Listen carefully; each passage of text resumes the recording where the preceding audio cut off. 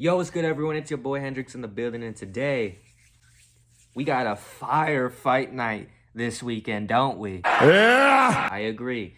And because it's so fire, I decided I wanted to drop my predictions for this card. To give y'all some context, most of the time I just pick who I want to win and I justify it with some reasoning, as you'll notice later on in the video. Only main card though, because I don't want to ramble for too long. If y'all want me to start doing like prelim predictions too, let me know. And if you're interested in my prelim predictions, put them on screen real quick. There you go. Tell me how stupid I am in the comments. But yeah, that's enough rambling. Let's get straight into the predictions. First, we have Yoel Alvarez versus Elvis Brenner. And this gonna be a banger, man. I low-key think this gonna be fight of the night. Not even low-key, high-key. This is gonna be fight of the night. If this is not fight of the night, well, tickle my balls and call me Gary. Pause. It's a really interesting matchup because it's two like young contenders in the lightweight division who are not ranked yet, but I feel like they're just there, and I feel like they're gonna be like future title challengers. They're both really well-rounded. They're both really tough, quick. They hit hard. They both love to make it a dogfight, and they love to put on an exciting performance. Man, this is gonna be a banger. Elvis Brenner's coming off a loss to Miktabek Orabai. That's one of the rare cases, though, where I feel like a loss still elevates your stock because he looked like such a dog in that fight. He showed so much heart in that third round in particular. Oh, bro, he almost finished him at certain points. Like, Yoel Alvarez is coming off a submission win on Mark DeCasey's. Didn't Mark get cut? It doesn't matter. Mark's still a good win, in my opinion. I think that's a credible win in the lightweight division.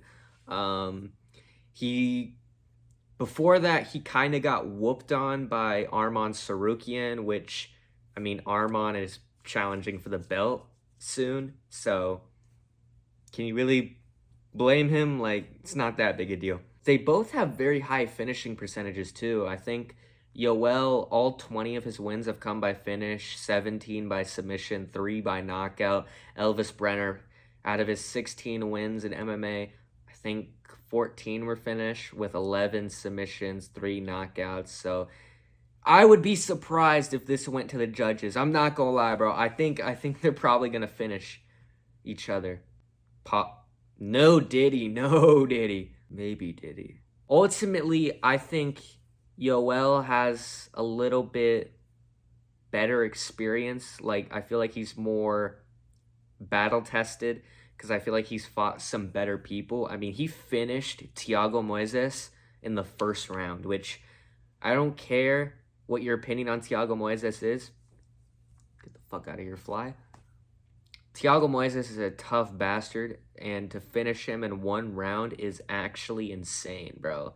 Ultimately, I'm going with Yoel Alvarez to beat Elvis Brenner. Next, we have Loopy versus Mackenzie Dern. I know Bobby Green's getting excited right now. Hell yeah. These two are both women who are kind of like looking to regain some momentum back in the division because like Mackenzie Dern's on like what, 2-fight losing streak. She got finished by Jessica Andrade, and then she lost to Lemos, I think it was. A fight where she looked pretty good, I want to add. And Loopy is coming off a loss. Her career in the UFC's kind of been like, she had a nice little streak for a little bit, but she's mostly been inconsistent in the UFC, if I remember correctly. So they're both kind of just trying to find their footing back and trying to regain some much-needed momentum. Ultimately, I think Mackenzie Dern, while she's not perfect on the feet, I think she's just good enough that, like, Loopy, it'll be somewhat competitive. And I think she's so good on the ground that I think if she can set something up and get it down, she'll probably hold her down either for a little bit or maybe lock in a submission. Ultimately, I'm picking Mackenzie Dern, probably by decision, but who knows. Next, we have Tony Ferguson taking on Michael Chiesa.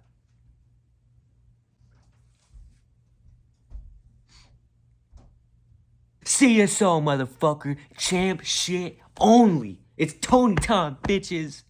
If Dominic Reyes could pull it off, so can Tony, brother. And on a serious note, though, this feels like it should be a good matchup for Tony. Like, stylistically, it's a dream match for Tony. Like, Michael Chiesa kind of crumbles under pressure. He gets worse as fights go on. He's not very great on the feet, let's be real. He doesn't hit that hard. He sets up a lot of sloppy takedowns that end up getting him caught in the Darce choke. He just does not have that dog in him, which should benefit Tony. Because, like, one, if your kryptonite is a Darce choke, Tony Ferguson's going to be dangerous because that's his bread and butter. Tony Ferguson, despite the losing streak and despite his age, still obviously has heart and he still has that dog. And I feel like he's going to march down Chiesa most of the fight. And I'm pretty confident that Chiesa's not really, like, he's not fast enough like Bobby Green and Paddy Pimblett to, like, really punish him like that. I truly believe this should be a winnable fight.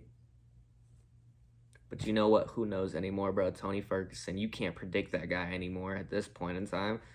Ultimately, I'm going for Tony Ferguson. I'm picking Tony. But it's more of a heart pick than anything, let's be real. Next, we have Chito Vera versus Davison Figueiredo. This fight honestly has potential to be boring. I'm sorry. It does. No offense to either man. I just feel like there might be a staring match at one point in this fight. Figgy, to me, has been getting hurt at bantamweight a lot. Like, he gets hurt more often than he did at flyweight, which, you know, isn't saying much because, like, he's still winning the fights, which is cool, and he's doing it in good fashion. Like, Font, he whooped Rob Font, and he finished Cody Garbrandt, but, like, let's not forget, Cody Garbrandt was low-key piecing him up a little bit on the feet and hurting him visibly a little bit. Rob Font landed some good shots. I forget when, but they visibly, like, rocked him just a tiny bit, but he couldn't capitalize on it. So I think this is all culminating in Chito Vera landing some pretty hard-ass shots that are going to hurt Figgy. I don't think Figgy can necessarily hurt Chito that badly, but I think Chito can put Figgy out if he needs to. Figgy's really fast and really good at stringing combinations, so that might hurt Chito. But ultimately, the way I saw Figgy getting caught by Cody Garbrandt, it makes me think that I think Chito can land the same counter shot, and I think if he lands that counter shot, it's going to hurt bad. And he's also not a slouch on the ground. I don't think Figgy's going to take him down at will, because Chito's kind of underrated on the ground. I know he doesn't always show it, but he's pretty good. I'm picking Chito Vera, but I won't be surprised either way, to be completely honest. All right, now we have the co-main event.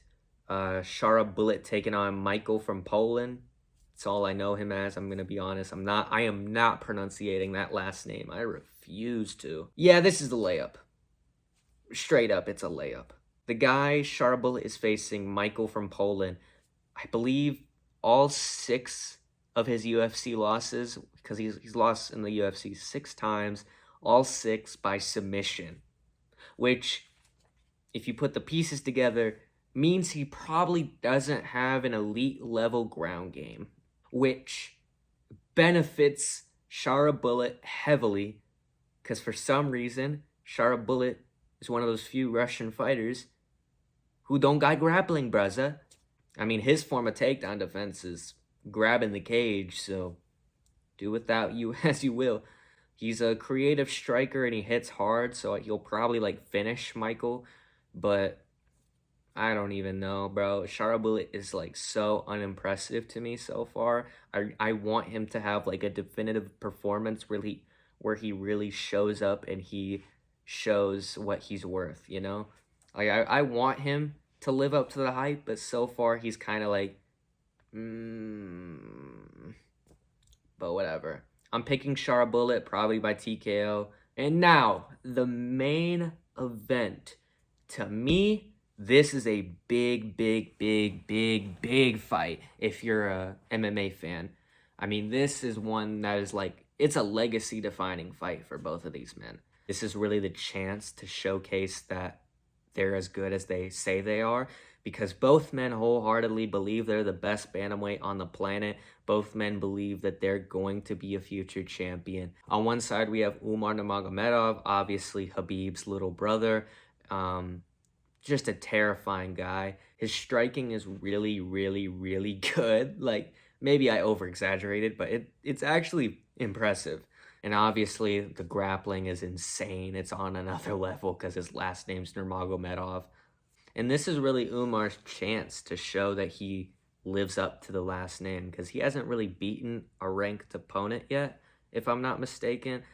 And this is really his chance to show that, you know, he lives up to the hype of being compared to his big brother Khabib. This is really the moment where everyone is saying that he's skipping the line, he shouldn't get this fight, he doesn't deserve this fight, yada yada, it's too big of a jump, which could be right, but like, let's be real, if he wins, nobody gives a shit anymore. It doesn't matter if he was rushed or if he didn't deserve the fight with Cory. If he wins, this is his chance to basically show the people, hey, I didn't skip the line. The line was just not good enough for me. You feel me? And on the other side, you have Cory Sandhagen, who over the past couple years has been really separating himself from the elites of bantamweight. Like, he's really just elevated to another level. Skill for skill, he looks like probably up there for best bantamweight on the planet.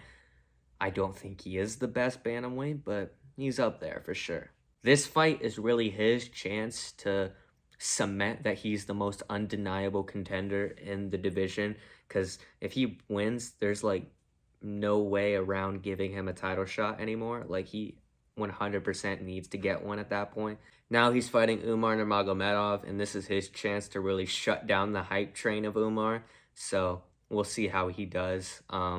I'm interested to see how Cory deals with the pressure of Umar, because I think Umar is going to come out aggressive early with the kicks and the wrestling. I feel like on the feet, Umar's speed, his power, his versatile kicks are really going to play a factor, and they're going to like back up Cory a little bit. And then as he's backing up, he's going to get aggressively shot on all to hell, because you know damn well Umar's going to try and wrestle the fuck out of Cory Sandhagen.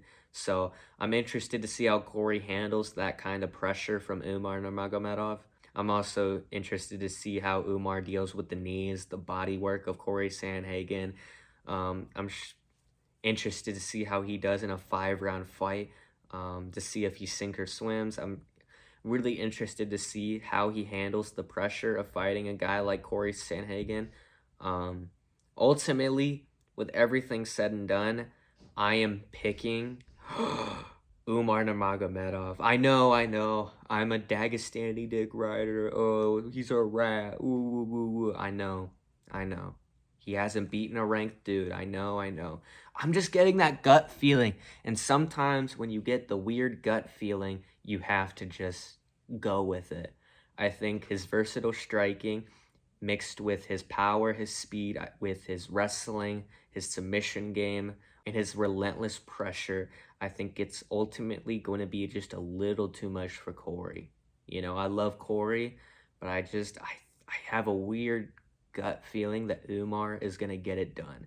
And besides, even if Umar gets his ass beat, they're in Abu Dhabi, so this motherfucker will still win a decision, even if he gets his ass beat. Let's be real.